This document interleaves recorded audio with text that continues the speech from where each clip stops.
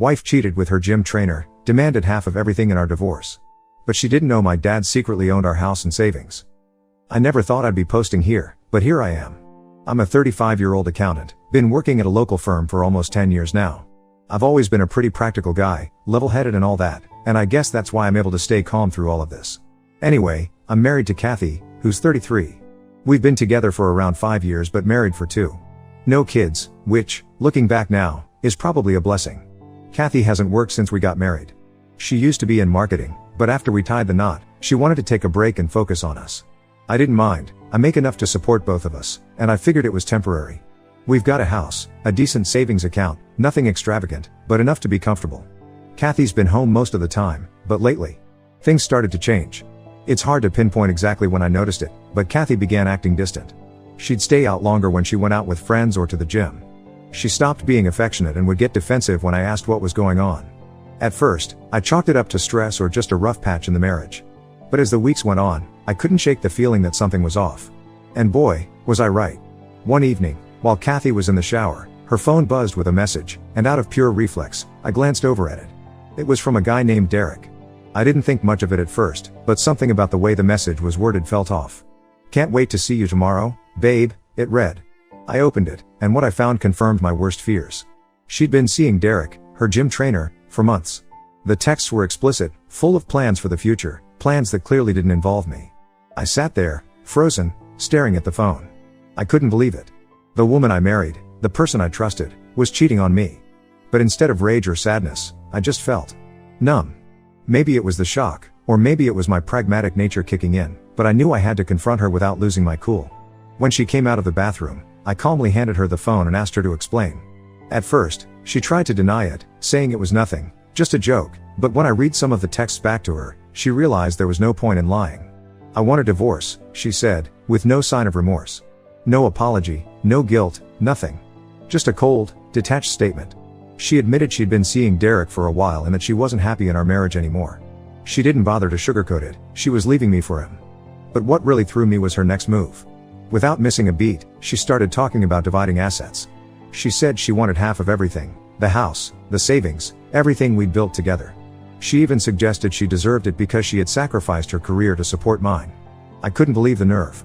I stayed calm, though. Maybe it's because I'd already emotionally checked out at that point, or maybe because, deep down, I knew something she didn't. So, I agreed. I told her if she wanted a divorce, I wouldn't fight her on it.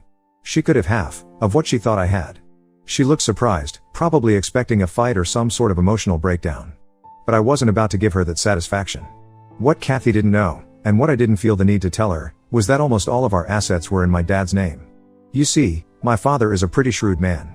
Years ago, when I first started making decent money, he suggested I put all my major assets in his name. He explained that it would be a safeguard in case anything ever went wrong in the future, whether it be debts, lawsuits, or, as it turns out, a cheating spouse. At the time, I didn't think much of it, it just seemed like smart financial planning. So, when Kathy demanded half of everything, I knew she wouldn't be getting what she expected. On paper, I didn't have much, just a modest bank account, a car in my name, and a few other odds and ends. The house? Technically, it belonged to my dad. The bulk of my savings? Also in accounts under my dad's control. Instead of getting into a messy court battle, I suggested we handle things through mediation. I figured it would be easier and cheaper for both of us that way. She agreed, clearly thinking she'd walk away with a significant chunk of my assets. Little did she know. This arrangement with my dad had been in place for years, and honestly, I had forgotten about it until the divorce talks began. It wasn't that I had planned for a scenario like this, but I can't deny that I'm grateful for my father's foresight. The house we lived in was technically owned by him, as were most of the investments and savings that Kathy had her eyes on. I had always kept a low financial profile in my own name, living modestly enough that no one, including Kathy, really questioned it. As soon as the divorce process started, I told my dad in. He wasn't thrilled about the situation, what father would be. But he understood the importance of keeping everything tight-lipped. We consulted with a lawyer just to ensure that everything was airtight and legally sound. Turns out, everything was in perfect order. Kathy could demand all she wanted, but there wasn't much in my name for her to take. Kathy didn't waste any time. She hired an aggressive divorce attorney, one of those sharks that promises to take everything they can. Meanwhile, I hired a low-key but reputable lawyer, someone who specialized in cases like mine where there were tricky financial dynamics at play. I didn't want to make a big scene out of this, but I also wasn't about to let Kathy and her lawyer push me around. The first step in the divorce process was asset disclosure, which, as you can imagine, didn't go as Kathy had planned. I laid everything out in full, just as required by law. But when she saw how little there actually was in my name, her lawyer's confident grin faltered. I could tell they were both confused, maybe even suspicious, but there wasn't much they could do about it. Everything I provided was truthful, and there were no hidden assets. She then started berating me right there itself while calling me an asshole and accused me of lying. But like I said, I provided everything I had. After a bunch of accusations and raised voices, I left and said that we will discuss everything once she has calmed down. Now, here I am, turning to Reddit because I'm not sure if I've handled this the right way. So, Reddit, am I the asshole for agreeing to give her half of what's mine while knowing she's not actually getting anything close to what she expects? Update 1. So, things are starting to heat up. After the initial asset disclosure, Kathy was in complete disbelief. She clearly thought I was hiding something while accusing and berating me, and her lawyer wasn't much better. The look on his face when they saw the modest numbers on paper was priceless. It didn't take long for them to start demanding a more thorough investigation. Kathy kept asking where all the money was, the house, the investments, the savings she assumed we had. She couldn't believe that after years of marriage, there wasn't more to split. Her lawyer quickly hired a forensic accountant to dig deeper, thinking I had stashed money away in hidden accounts. At first, I was a little nervous. Not because I had anything to hide, but because I knew this would only prolong the whole process. But after talking with my lawyer and going over everything again, I realized there was nothing they could find. Legally, everything I had claimed was 100% accurate, and there was no trail that would lead them to the assets in my dad's name. As the investigation dragged on, you could see the frustration building on Kathy's face. She was used to getting what she wanted, but this time, there was nothing there for her to take. It's like she couldn't wrap her head around the fact that she was walking away with next to nothing. Kathy's next move was to try and argue that she had contributed significantly to my career and our lifestyle. She claimed that by staying home and managing the household, she had enabled me to focus on my work and advance in my career. While I'll admit that having her take care of things at home was helpful at times, it wasn't as if I was running a Fortune 500 company. I'm a mid-level accountant, and my job has been pretty stable for years now. There wasn't some meteoric rise in my income that she could point to and say, I helped him get there. Still, she tried. She pushed the idea that she had sacrificed her own career in marketing to support mine, but the truth is, she hadn't worked long before deciding she wanted to stay home. And even then, it was a choice she made, not something I ever asked of her. Her lawyer brought this up repeatedly, trying to paint me as someone who had benefited from her sacrifice, but again, there wasn't much to support that claim. At one point, they even tried to involve my parents in the proceedings. Kathy wanted to prove that they had been giving me money under the table, or that I had been hiding assets with their help. This part made me especially angry. My parents had nothing to do with this, and dragging them into it was a low blow. Fortunately, my lawyer was able to shut down those attempts pretty quickly, but it was clear Kathy was getting desperate. As the divorce proceedings dragged on, Kathy decided to take things into her own hands. If she couldn't get what she wanted through the courts, she was going to try and ruin my reputation in other ways.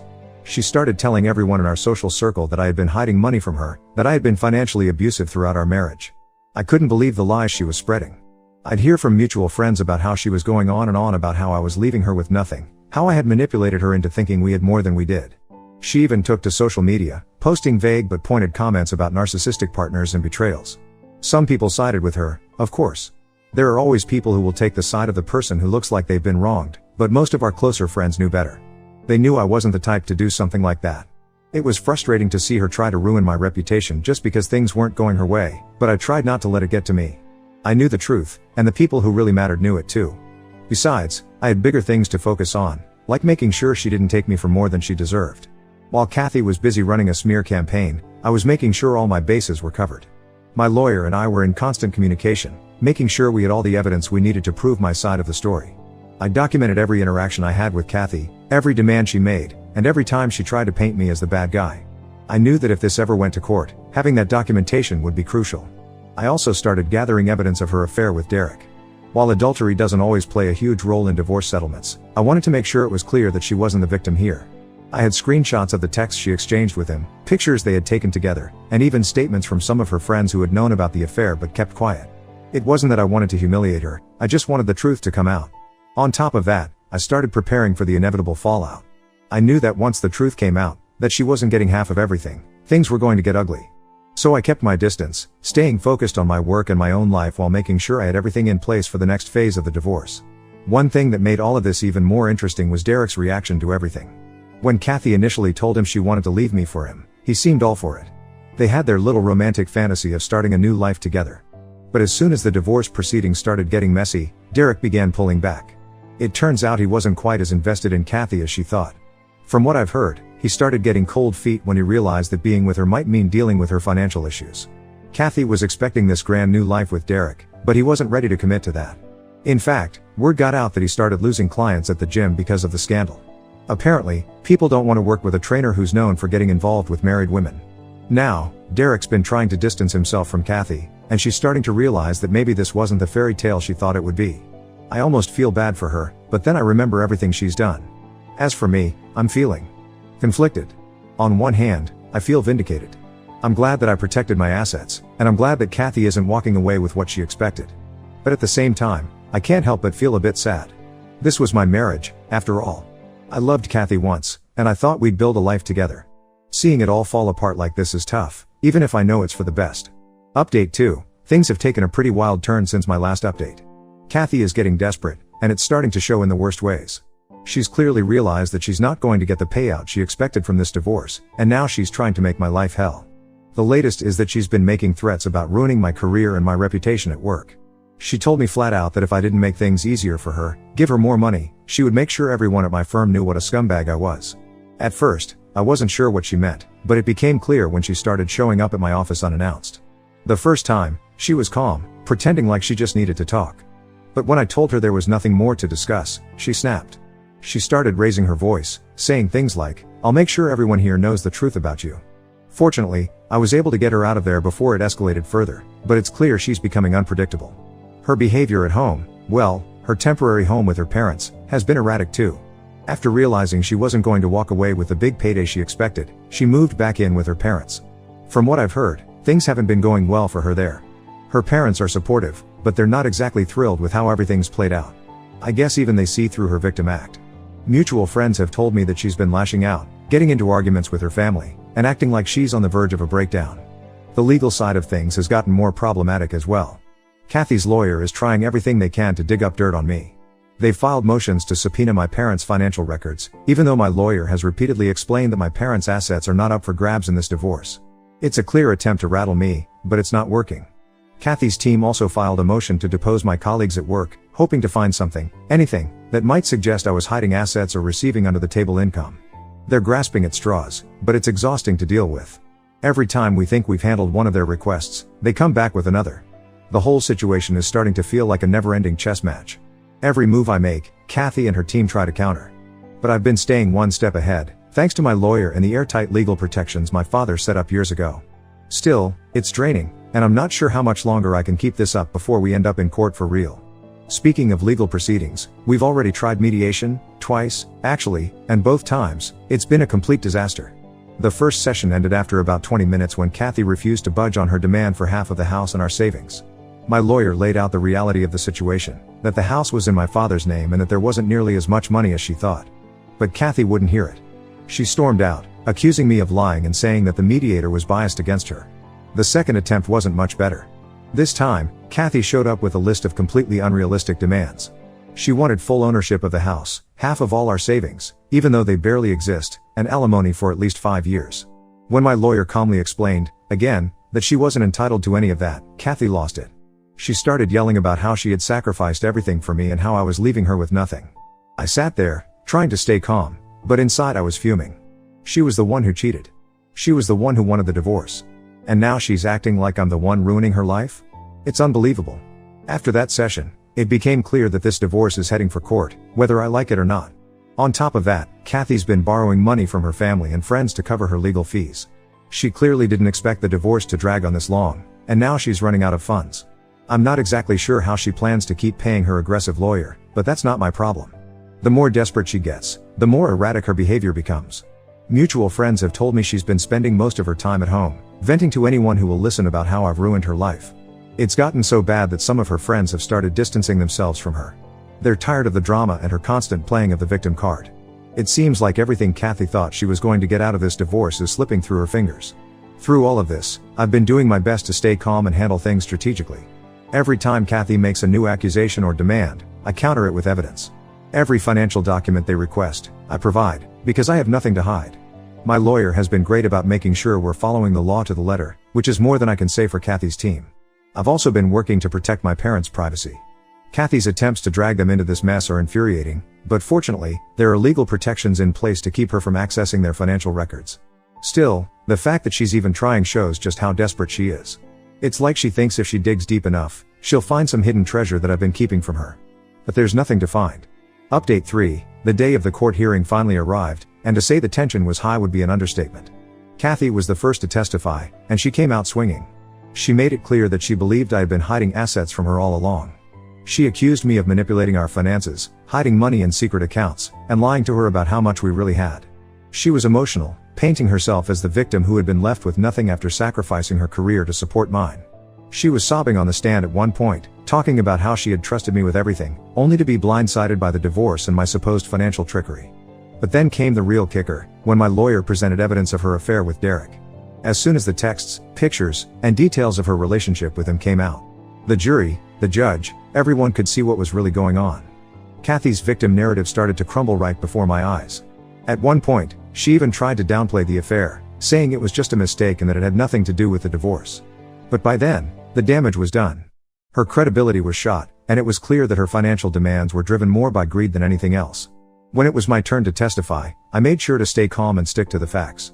My lawyer had prepped me well, and I knew that getting emotional or defensive wouldn't help my case. I went over everything: how my assets had been structured in my father's name for years, how I had provided full financial disclosures, and how I had tried to handle the divorce amicably through mediation. I also testified about Kathy's threats, her erratic behavior, and the smear campaign she had been running.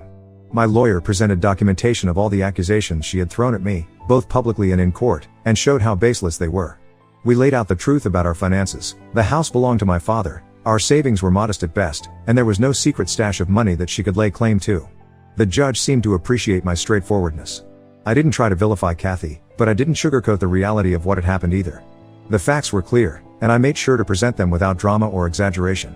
A few key witnesses were called during the trial, and their testimonies helped seal the deal. First, my father took the stand. He explained the financial arrangement we had put in place years ago, how the house was in his name, how the investments were under his control, and how all of this was done as a form of long-term financial protection. He made it clear that these assets were his, not mine, and that Kathy had no legal right to them. Next up was one of my colleagues from work.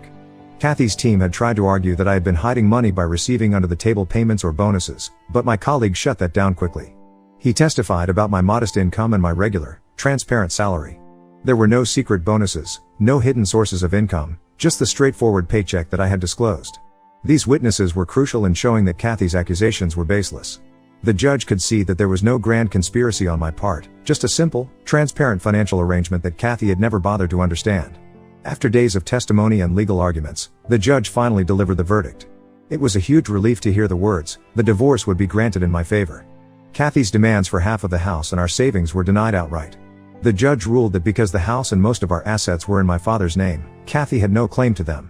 The only thing she was awarded was a minimal amount of alimony, and even that was for a short duration, barely enough to cover her legal fees, let alone the lifestyle she was hoping to maintain. The judge made it clear that Kathy's affair and her lack of contribution to the household finances played a role in his decision. He saw through her attempts to paint herself as a victim and ruled accordingly. As the decision was read out, I felt a massive weight lift off my shoulders.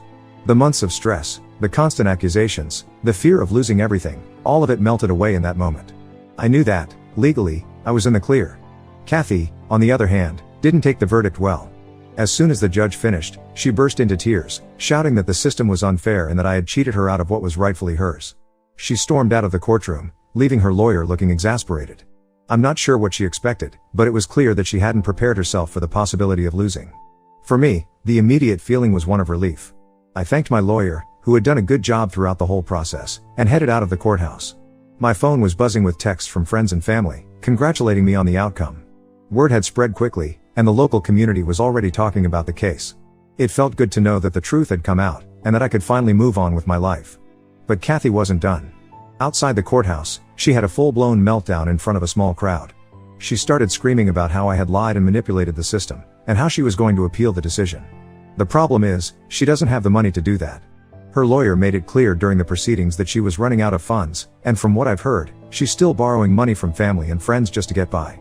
That being said, I'm incredibly grateful for my father's advice and foresight when it came to protecting my finances. Without his help, who knows what kind of mess I'd be in right now. I'm also thankful for the support of my friends, family, and colleagues, who stuck by me even when Kathy was spreading rumors and trying to destroy my reputation. Looking forward, I'm hopeful. I know it's going to take time to fully recover from this, both emotionally and financially, but I'm ready to move on with my life. I've learned some valuable lessons from all of this, and I won't be making the same mistakes again. For now, I'm just focusing on getting back to a sense of normalcy and enjoying the peace that comes with having this chapter finally closed.